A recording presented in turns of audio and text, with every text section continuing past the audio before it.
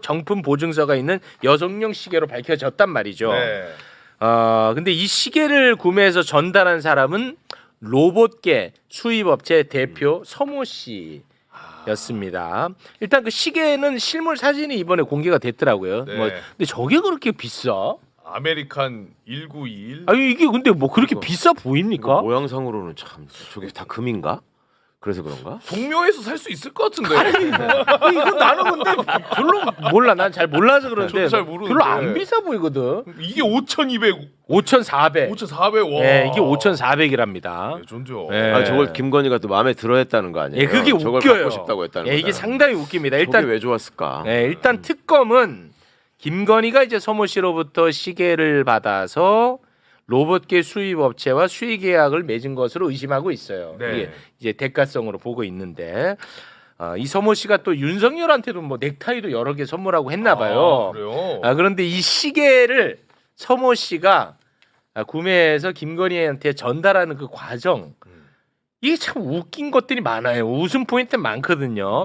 자, 서모 씨가 지금 뭐라고 주장하고 있습니까? 2022년 아크로비스타에 있는 코바나 컨텐츠 사무실에서 이 서모 씨가 김건희를 만나거든요. 근데 그때 서모 씨가 차고 있던 시계가 바쉐론이 아니었습니다.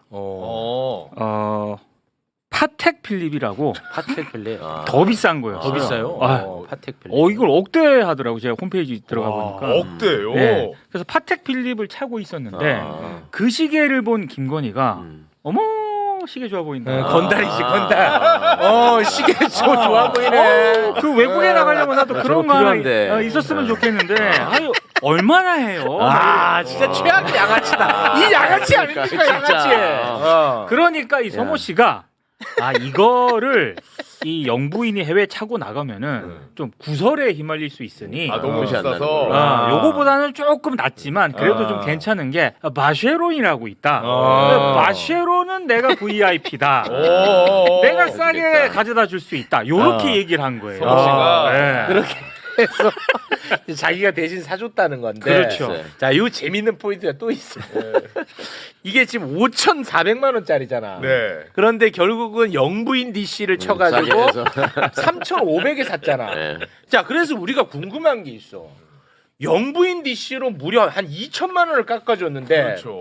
영부인이 이걸 산다는 걸 어떻게 증명했을까? 그렇지. 이게 궁금했단 말이야. 그러네. 이게 진짜 난 궁금했어. 진짜 궁금했어 이게. 네. 근데 이 상황을 또 이야기를 한 게 있습니다. 이게 바세론 콘스탄티 시계 매장에서 일어나는 일을 저희가 잠깐 준비를 한 게 있는데요. 매장 상황. 매장 상황 살펴보죠. 이제 서모 씨가 이제 매장에 간 거야. 네. 그렇죠. 그래서 김건희 여사를 전화로 바꿔 드릴게요. 그러니까 매장 직원이 네 그럽니다.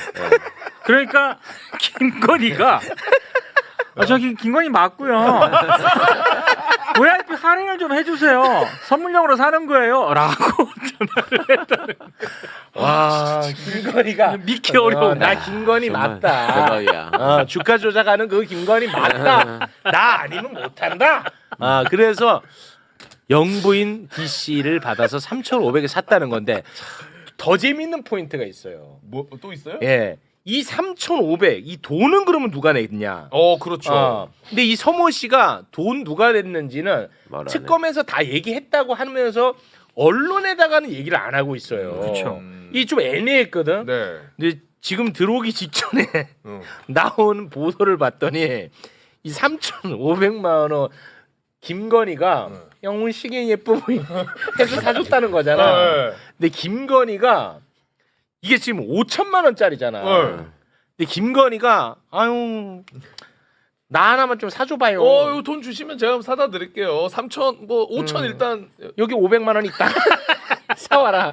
아니, 500만 원. 500만 원 줬다. 건달들이 그런 거 하잖아. 건달들이. 100원 주면서 담배 10값 사오라고 그러고 이런 거잖아. 남은 거 너 써라. 너네 집안 잔치 한번 벌여야지. 야. 100원 주고 그 저기- 건달들이. 저기도 5자를 맞춰야 되는데 5천만 원 안 되니까. 그러네. 500으로. 야, 진짜네. 5자 맞추느라고. 와. 아니, 근데 이게- 대박이다 진짜. 이게 제가 또 이렇게 기사 검색을 해보니까 너무 웃겨. 바쉐론 같은 경우에는 이런 그 할인 같은 경우를 한국 지사라든가 이런 데서 할 수가 없대요. 네. 본사의 승인을 받아야 된다. 아, 본사로까지. 그러니까 본사에다가 연락을 한 거예요. 거기다도 얘기한 거예요. 네. 이거 영부인 한국의 영부인이 이거 깎아달라 그러는데요. 그러니까 아, 나라 본- 망신입니다. 본사에서 회의를 해가지고 아. 1,500 깎아줘 이렇게 나라 망신이에요. 해서 이제 할인이 들어갔다는 거죠. 와.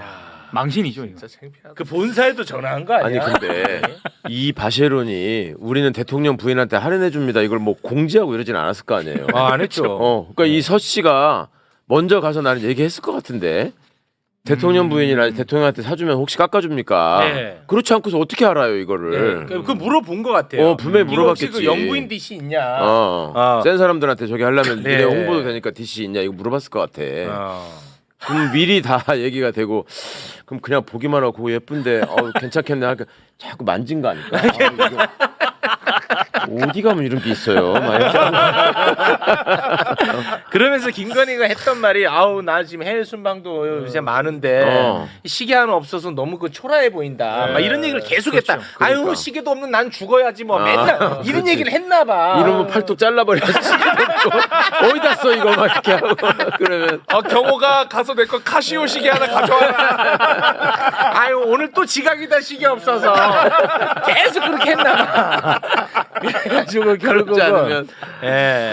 미치겠다. 미치겠다 진짜 김건희 보통 얘기 아닙니다 김건희는. 하여튼 내가 하여튼 특검이 꼭 좀 해주십시오. 그냥 재판 때도 목걸이하고 시계다 차고 아무 얘기 하지 말고 이것만 딱 하고 이렇게 시계 차고. 법정에서 아. 그냥 이렇게만 하면 될 것 같아. 대단한 김건희입니다. 야, 예. 일진이야. 와. 진짜 이런 건달이 다 있냐? 야, 500만 원 만약에 진짜 김건희가 줬다면 진짜 최악입니다. 아니 공짜로 받은 것보다 더하지 않아? 그러게. 와. 진짜 우리 어릴 때 건달들이 그렇게 했던 거 그대로야. 100원 딱 주면서 그거야. 야 저 피자 좀 사오고 야 임마 남는 돈은 임마 너네도 가족 식사해야지. 건달들이. 가족 식사해야지. 전문 용어로 동네 양아치라고 그러죠. 대단한 김건희입니다. 야, 진짜. 자 그리고요 김건희는 아무튼 뭐 입만 떼면 거짓말인데 건진법사 휴대전화에 건희2라고 저장돼 있었던 휴대전화 번호가 있었어요. 그거 맞아요. 예 아시죠? 네. 근데 그 건진법사는 2022년 4월 19일 윤영호를 포함한 통일교 관계자 4명을 대통령 취임식에 초청해달라는 문자를 건희2로 보내요. 건희 투. 예, 그러니까 김건희에게 뭔가 청탁하고 뭐 그런 아주 내밀한 부분은 건희2라고 적혀 있는 그 번호로 계속 건진법사가 요청을 하거든요. 네. 근데 실제로 4명 다 취임식에 참석했습니다. 이루어지는 거야, 그 청탁이. 네. 그리고 4월 23일 같은 경우에는 건진법사가 건희2 번호로 윤영호가 여사님께 큰 일을 상의하고 싶어 한다. 좀 비밀스럽게 좀 만나는 게 어떻겠습니까? 라는 것도 보내. 그러니까 아무튼 굉장히 내밀하고 이상하고 더러운 요청을 할 때는 그 번호를 항상 했거든. 건희 투에다가 근데 이 건희2라고 하는 이 휴대전화를 김건희는 특검에서 뭐라고 진술을 했냐? 이렇게 진술을 했습니다. 자 건희2는 정지원 행정관이 쓰는 휴대전화 번호다. 나 아니다. 나 아니다. 정지원이 제가 뭐 어떤 장난을 치고 돌아다니는지 모르겠지만 나는 아니다. 정지원이가 썼던 거다 이렇게 얘기를 했어요. 특검 가가지고. 특검 가서. 그런데 2022년 3월 30일 이 건희2로 건진법사에게 전화를 해서 통화 녹취가 있는 거야. 근데 그 목소리가 김건희야. 윤용호 아니고. 윤영호. 그렇죠. 윤영호. 그 녹취가 있었던 거야. 녹취가. 녹취는 확실히 녹취면은 빼박이지. 윤영호와 김건희가 건희2 휴대전화로 통화를 나눈 녹취가 있는데 JTBC가 그 음성은 공개하지 않고 그 녹취록을 공개했거든요. 그 소개를 좀 해주시겠습니까? 자 김건희가 윤영호 당시 세계본부장한테 통일교 이렇게 얘기를 합니다. 고모님께서 전화라고 한 지 오래됐네요. 이 번호는 제가 비밀리에 하는 번호예요. 의견 주실 부분이 있으면 이 번호로 저한테 문자를 주시면 됩니다. 와 이거는 끝이네. 끝났지. 근데 저거 녹취를 한번 들어보고 싶다. 나도. 진짜. 그러니까 이 전화가 굉장히 은밀한 아주 더러운 짓을 할 때만 쓰는 핸드폰이었던 것 같아요. 네. 그러니까 윤영호도 이때 처음 받았나 봐요. 이 전화로 그렇죠. 번호로. 그래서 윤영호도 이 번호로 하라고 하니까 저장을 해야 될 거 아니야. 그렇죠. 저장을 윤영호는 여사 Y라고 이렇게 저장을 했다는 거예요. 네. 예. 건이2가 아니고. 예. 그렇죠. 왜냐면 이제 이거 여사 윤영호 Y. 휴대전화니까. 그렇지. 건이2는 이제 건진법사. 그렇죠. 여사 자기 또 Y. 라임을 맞춘다. 건진이니까 건이2고 윤영호는 윤씨니까 Y라고 Y를 넣고 머리를 쓰네 다들. 어이. 그렇게 이제 했던 거야. 그러네. 그러니까 윤영호하고 김건희하고 한 라인이 있는 거예요. 그렇죠. 그러니까 뭐 백 같은 거 샤넬 같은 거 건넸는데 건진을 통해서 건넸어. 배달 사고를 건진이 절대 못 내죠. 못하지. 그러네. 확인하지. 예. 그렇죠. 똑 떨어지죠. 오케이 예. 오케이. 특검에서 요것도 팩트가 더 신빙성이 있는 게 김건희 원래 핸드폰 기지국 위치하면 이 건희2 핸드폰도 기지국이 같이 움직였다. 맞아요. 이건 뭐 근데 이제 빼봤네. 그거는 이제 김건희 입장에서는 정지원이. 얘는 나 맨날 옆에 붙어 있다 이렇게 해버리니까 언제 봤더니 내 핸드백에 들어가 있더라. 내 행정관이 이제 그렇게 하는 여자니까. 행정관이 정지원이가 내 핸드백에 들어가 있어서 나도 놀랬다. 지원아 나와. 김건희 이제 그렇게 하는 여자니까. 네. 근데 목소리가 나오니까. 네. 전화마다 정해놓고 목소리도 다르게 하지 않았나 모르겠다. 직거를 받을 때는 저는 아무것도 아닌 여자입니다 이렇게 하고 건희2로 받을 때는 여보세요. 선착인데. 여기에서 아마 진짜 김건희의 모습이 다 나올 것 같아요. 그렇죠. 건희2에서 적나라하게 나올 것 적나라하게 나올 것 같습니다. 네. 자, 그러면 지금부터는 이제 또 김예성 이야기를 다뤄봐야 되는데요. 네. 김예성 보유자가 우리나라에 살고 있었습니다. 김예성 보유자. 원조. 원조야. 아무도 관심 안 가졌어.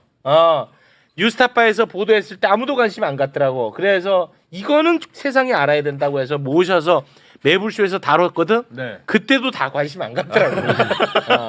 근데 이걸 특검이 관심을 가지면서 이게 지금 어마어마한 파급력을 지금 일으키고 있습니다. 네. 심인보 기자님 박수로 맞이합니다. 네, 아이고. 안녕하세요.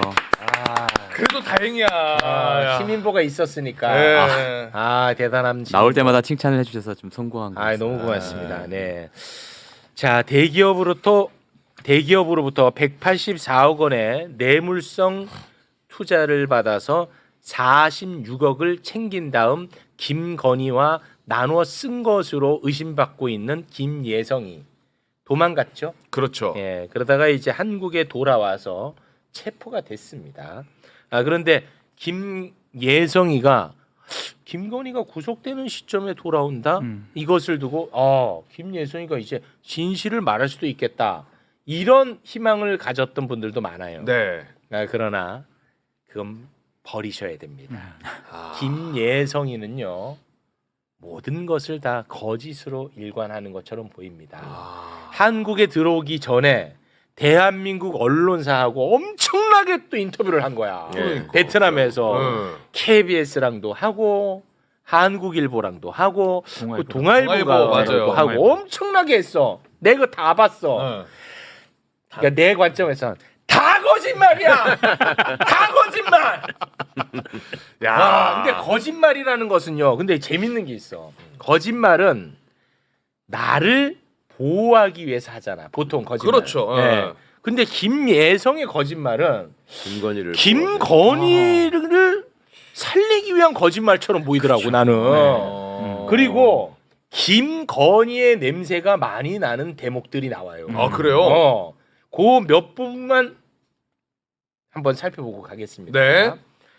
자, 김건희 변호인이 이번에 구속 심사 받을 때 했던 표현이 화제가 된 게 있어요. 화무11홍이라고. 예, 그거 좀 잠깐 띄워주시겠습니까? 화무 11홍. 현재 김건희 여사가 가지고 있던 꽃은 다 떨어졌습니다. 요렇게 얘기를 했다는 거야. 네. 그런데 김예성이가 KBS 인터뷰를 하는데 화무 11호 얘기를 또 해.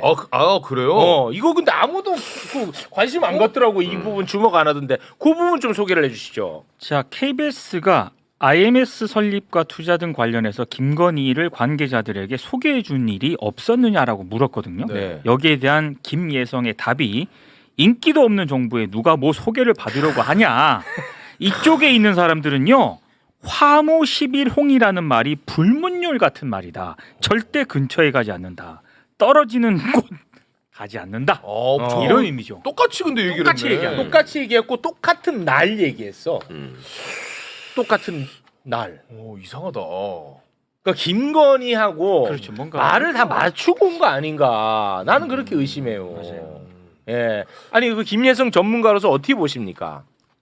예, 뭐 가능성이야 충분히 있는 일인데 네. 사실 그런 부분은 이제 저희가 사실로 확인하기 위해서는 뭐 당연히 뭐 김예성 측과 뭐 김건희 변호인 측에 뭐 연락이 있었다든가 네. 이런 부분이 이제 당연히 나와야겠죠. 그렇습니다. 예, 근데 네. 말씀하신 것처럼 굉장히 이제 준비를 많이 해서 그 본인의 어떤 그 혐의를 가볍게 하고 또 김건희 여사의 혐의를 좀 벗겨주고 싶은 네. 그런 준비를 굉장히 많이 해서 동시다발적으로 지금 언론들하고 인터뷰를 한 것으로 보이죠. 예, 예. 네. 아마 이 지금 했던 발언에 맞춰서 다른 증거들도 많이 그렇게 지금 정리가 됐을 것 같습니다. 제 생각에는. 그래서 이게 예. 좀 위험해 보이는데요. 예.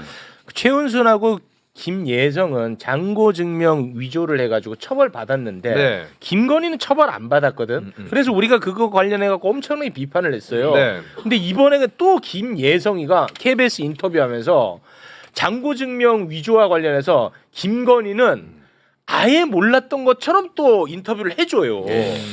그 질문에 대한 답이 이래요. 그러니까 집사라는 표현이 계속 나오는 배경에 김건희 일가 일을 도와준다는 것 때문인데 사실이냐고 묻거든요. 김예성이 과거에 친분 관계 있었던 건 맞다. 2018년도에 이제 윤석열이 중앙지검장 할 때 국정감사에서 처음으로 그 장모 증명서 위조 사건이 언급되고 보도가 되기 시작했고 그때 사실관계를 확인하려고 김건희가 전화를 해가지고 엄청나게 역정을 냈는데 그 역정 내용이 이렇습니다. 너는 어떻게 금융기관에서 근무했다면서 그런 짓을 저지를 수가 있냐? 이렇게 얘기를 해가지고 정의사도 네, 그때 이후로는 관계도 소원해지고 연락도 그렇게 서로 이렇게 이렇게 연락하고 이럴 수 있는 그런 관계가 되지 않았다. 그래서 완전 거짓말이죠. 완전히 김건희 실드죠. 2018년에 연락을 끊었다는 거야. 그 사건 때문에. 그렇죠. 아니 근데 김예성 대통령 취임식에 참석했어요. 맞네. 참석했어 김예성이. 네. 야.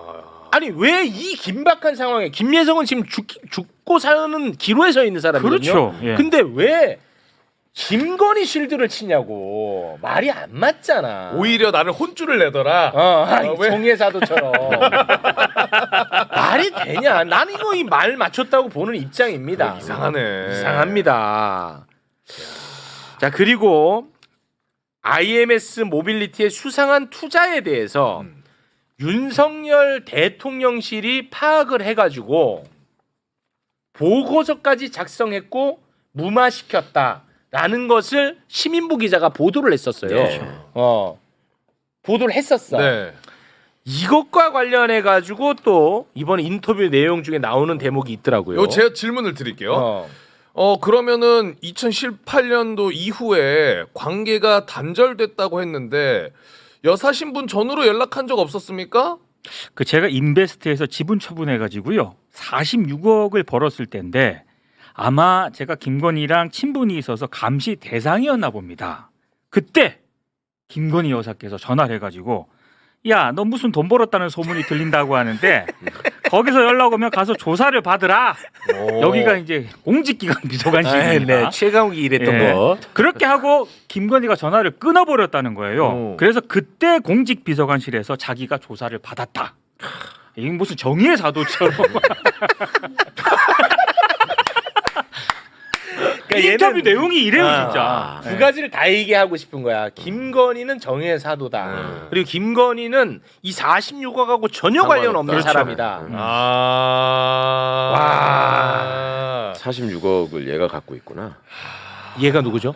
김예성이. 김예성. 예. 김예성이. 그거 어떻게 보고 계십니까? 46억의 행방. 지금 일단은 그 본인의 인터뷰에서는 조영탁한테 준 것 같은데. 예, 조용탁한테 24억 줬다. 예. 왜냐하면 그때 이제 회사가 어려운 상황이었는데 회사에 넣었다 그랬죠. 네, 자기가 이제 그 돈을 받아서 나오는 게 미안해가지고 줬다.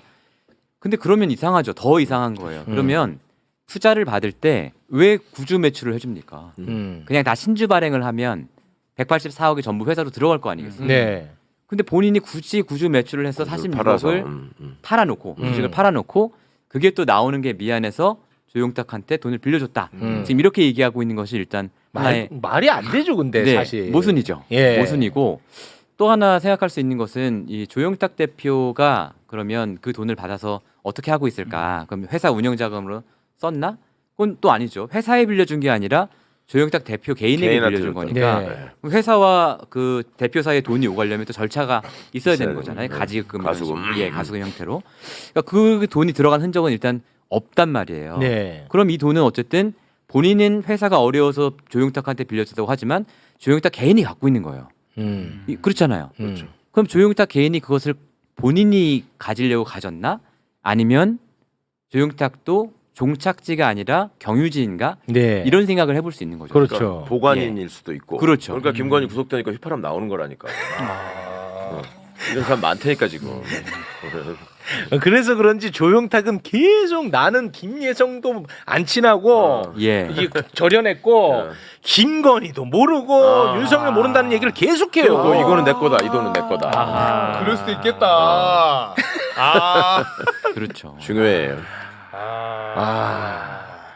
그 김예성 관련해서 예. 뭐 혹시 뭐 덧붙이고 싶은 부분이 있으면 좀 여러 가지 덧붙여주시죠. 포인트들이 네, 있는데 포인트. 이를테면 방금 말씀하신 공직기강 비서관실에서 이제 조사 받아라라고 이제 김건희가 얘기했다는 부분은 그건 이제 여기 최강욱 전 비서관님이 계시지만 너무 이상한 거예요, 사실은. 맞아요. 왜 공직기강 비서관실에서 조사하는 내용을 여자가 영부인이 어떻게 알고 어떻게 있죠? 알아?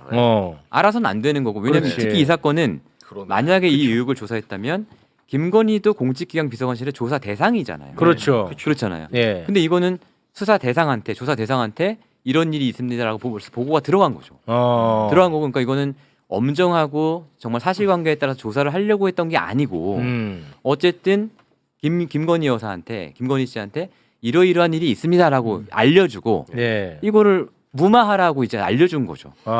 그래서 이제 김건희 씨가 김혜선한테 전화를 걸어서 너 한번 뭐 그런 말은 없지만 anyway 형식적으로 조사 한번 받아야 될 것 같다.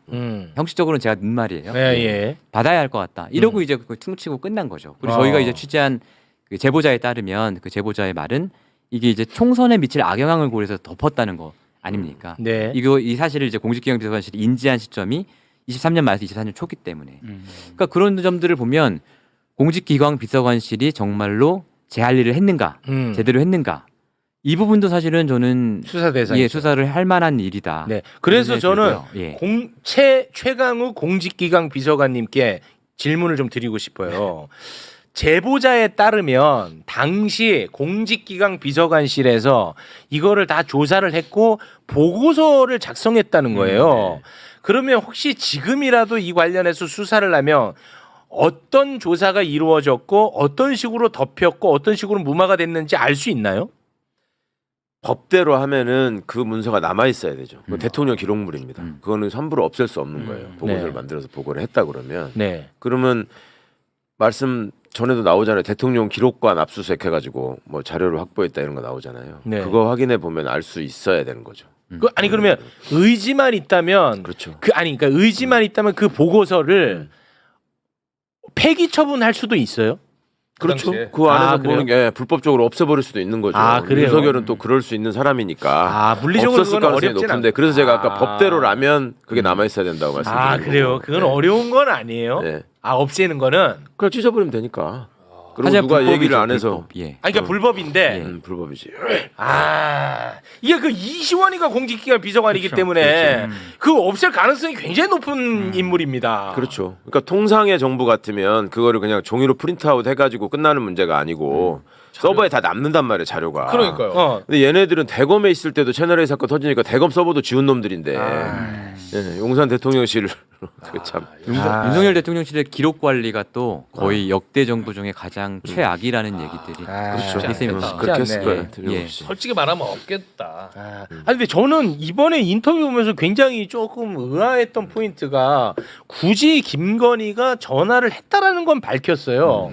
근데 그 전화를 했다는 그 기록이 뭐 특검이 확보했다라는 보도가 있었나요? 없었습니다. 아 그런 건 없었어요. 예, 처음 예. 나온 얘기예요. 처음 나온 얘기. 근데 굳이 이거는 왜 밝혔을까? 그러니까 지발 저린 거죠. 김건희 전화기가 뭐 비화폰도 확보됐다, 전화기도 압수했다 이런 얘기가 나오니까 스토리는 만들어야 되고 그러니까 거기서 이제 통화 내용 나오면은 후달릴 거 아니에요. 조사 받을 때 뭐 한 거야? 이거 무슨 얘기한 거야? 할 거를 미리 지금 이렇게 시나리오 만들었다고 볼 수밖에 없는 것 같아요. 네. 그리고 또 짚을 포인트 예. 있나요? 그리고 또 한 가지 포인트는 뭐냐면 요건 뭐 작은 게 하나 있고 큰 게 하나가 있는데 작은 부분은 본인이 이제 카카오 모빌리티의 임원들 저희가 이제 지목했던 임원들 있잖아요. 그 카카오 모빌리티 내부에서 이 투자 결정을 강행하도록 네. 했던 인물들 네. 전 CFO 이모 씨, 네. 투자총괄 배모 씨 네. 이분들의 이름을 본인이 직접 얘기했어요. 네. 아, 그 사람들하고 친분이 있는 건 맞다. 음. 그 부분도 이제 그 지목된 카카오 모빌리티 내부에 있는 제보자들이 지목한 이 사람들과 김혜성 씨의 친분은 보통 그냥 아는 사이가 아니라 매우 정기적으로 만나서 뭐 술을 먹든가 아니면 법인카드를 마음대로 쓸만한 곳에 가서 향응을 즐긴다거나 이런 것들이 이제 제보가 들어와 있는데 그러니까 이것들도 이제 노출될 거라고 본 거죠. 카카오 모빌리티의 법인카드나 이런 것들을 수사를 하면 네. 그래서 이제 그 두 사람과의 친분을 부인할 수 인정한 없고. 것 같다라는 생각이 하나 들고 네. 지금 아주 큰 논리로 보면 지금 김혜성 씨도 들어오면서 하는 말이 아니 이 비마이카라는 회사가 네. 얼마나 좋은 회사인데 그렇죠. 예. 예를 들어서 예전에 그 뭐 예비 유니콘으로도 선정이 됐다. 맞아요. 이 회사가 강조하더라고요. 예. 그거 강조 많이 합니다. 예. 이런 얘기들을 한단 말이에요. 네. 그러니까 저는 지난번에도 요 매불쇼에 나와서 제가 비슷한 말씀 한번 드렸는데 이 비마이카 IMS가 윤석열 대통령 임기 전에 받았던 여러 투자들 그리고 그 당시에 빌렸어서 돈들 이런 것들이 결국은 이 특검과 이 김혜성 조영탁 사이에 큰 쟁점이 될 거라고 봅니다. 이 김혜성 조영탁은 계속해서 그걸 내밀 거예요. 봐라, 우리는 윤석열 대통령 취임 이전에도 이렇게 신용이 좋아서 돈도 잘 빌리고 예비 유니콘도 선정이 되고 저 투자도 많이 받았다. 네. 그럼 특검은 이제 그걸 깨야 되는 거거든요. 그렇죠. 그렇다면 이것은 윤석열 대통령의 재직 이전 시절로 거슬러 올라갈 수 있다.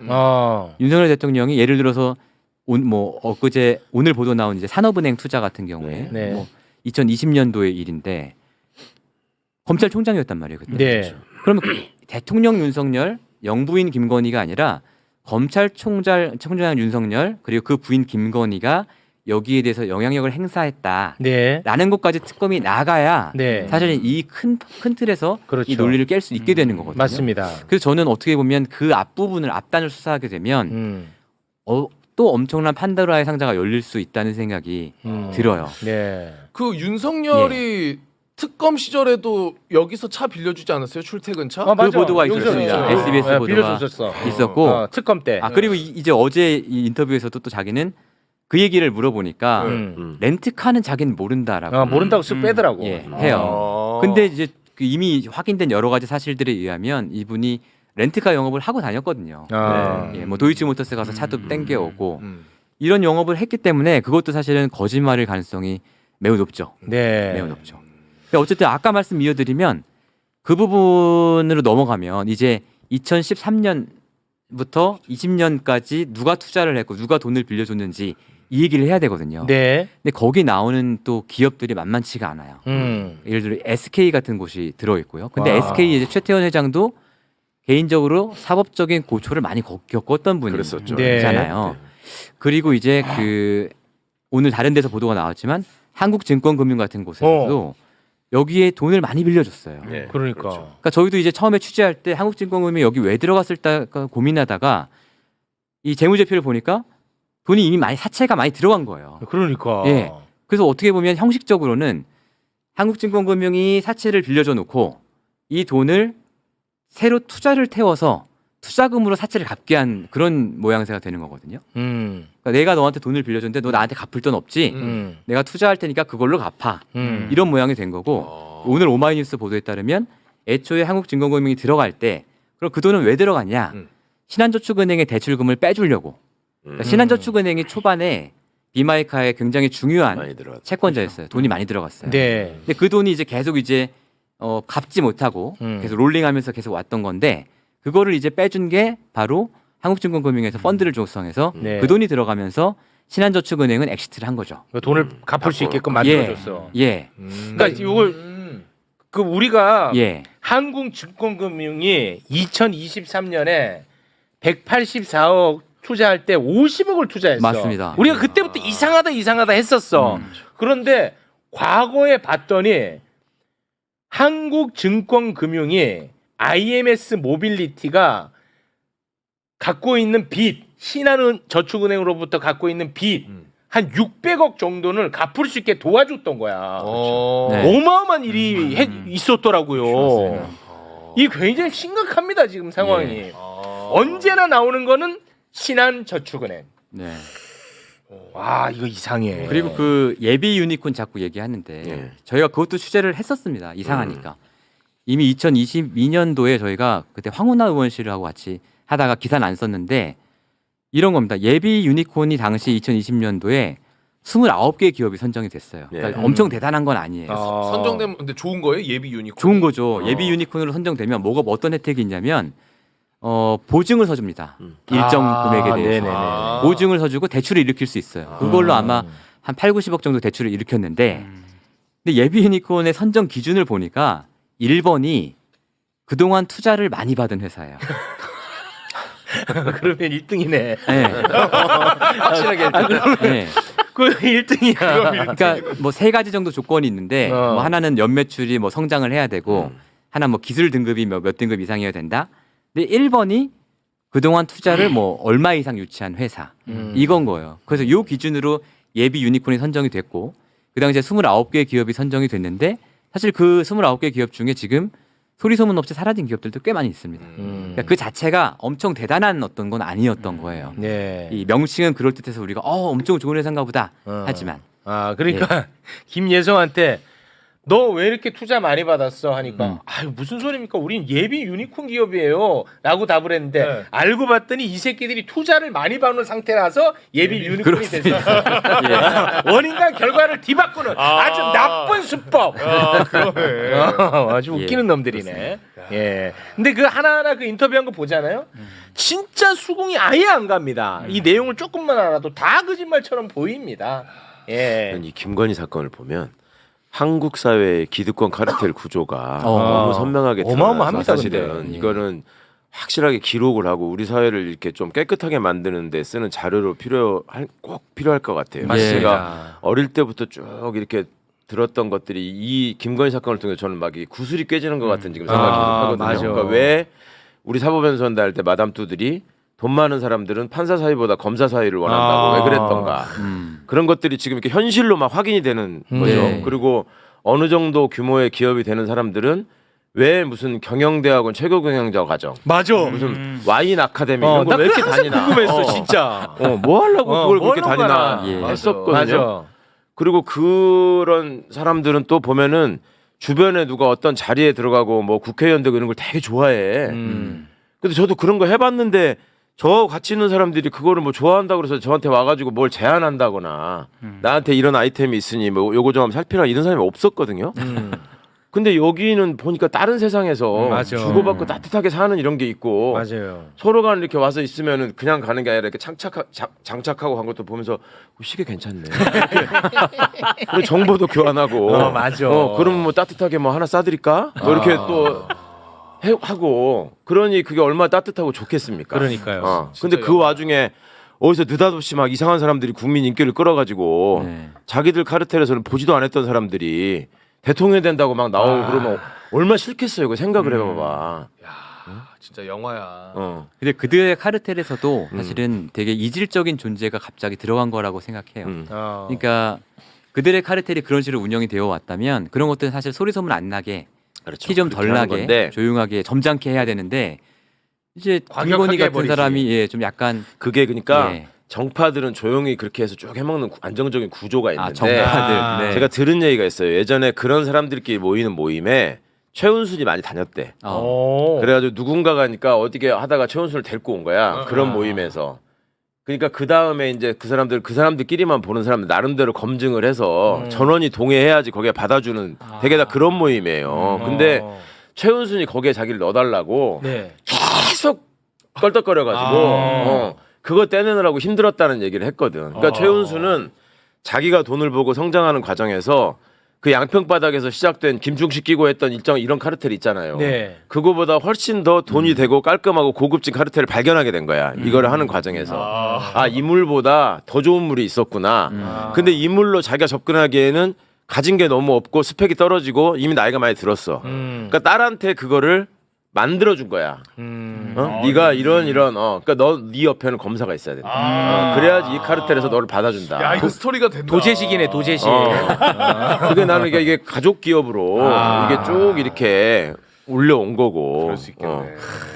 그게 막 이게 구조가 자꾸 막 이렇게 그려진다니까. 그동안에 내가 이게 조금 궁금했던 게 막 이렇게 연결되는 것 같은. 네. 참, 김건희. 그래서 이번에 그 과정에 김건희 일가가 해먹었던 곳들에 어떤 제도가 이거를 막을 수 있는지를 우리는 이제부터 고민을 해야 될 것 같아요. 그렇죠. 그때마다 다 장치를 마련을 그리고 해놔야 중간중간에 우리가 그런 얘기 많이 했잖아요. 뭐 신흥 종교건 유사 종교건 사이비 종교건 간에 네. 저렇게 많은 사람들이 저희 가서 피해를 봤다 그러고 이상한 일이 막 생기는데 네. 제대로 수사가 안 되잖아요. 다 덮였어요. 예. 맞아요. 그게 왜 그랬는지도 되게 이상했잖아요. 그렇습니다. 맞아요. 그냥 예. 거기 저희가 광신도 집단이니까 건드리면 탈라니까 안 하나? 뭐 이렇게만 생각했는데 네. 그래서 이재명 대통령이 뭐 저기 도지사 때 택시 잡고 가지고 쫓아간다 막 이렇게 하는 게 막 화제가 되고 그랬잖아요. 네. 사실 당연히 해야 되는 일인데 네. 그것도 좀 일단이 보이잖아요. 그렇습니다. 이게. 지금 보이고 그런 사람들이 있잖아요. 어떻게 연결돼서 네. 권력 카르텔에 들어가는가 이런 것들도 드러나고. 표로 도와주고 사법 리스크를 뭉개주고. 그렇지. 뭐 이런 게 지금 보이잖아요. 예, 예. 솔직하게.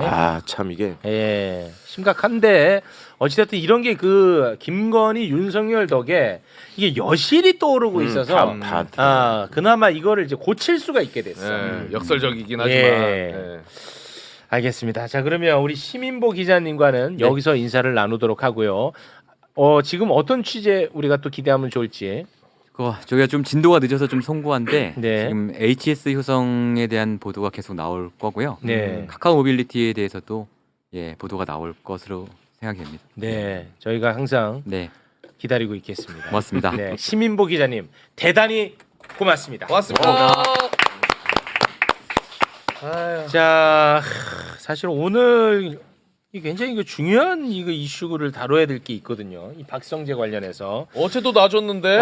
어제 놔줬는데 오늘도 운 좋았다. 박성재 운 좋았. 이거 근데 진짜 중요하거든. 그러니까요. 박성재 내일 봐. 내일 보자. 이거 진짜 중요하잖아요. 이게 엄청난 게 중요하네. 이게 보도가 나왔어. 야. 박성재 내일 만난다. 자, 우리는 잠깐 뒷골목 이야기로 넘어가도록 하겠습니다. 야, 오셔야죠. 오셔야죠. 그 골목은 우리 선생님 골목인데. 네. 자, 신용환 교수님과 함께 뒷골목 이야기를 나눠볼까 합니다. 유일하게 제가 원고가 없고 예습이 불가한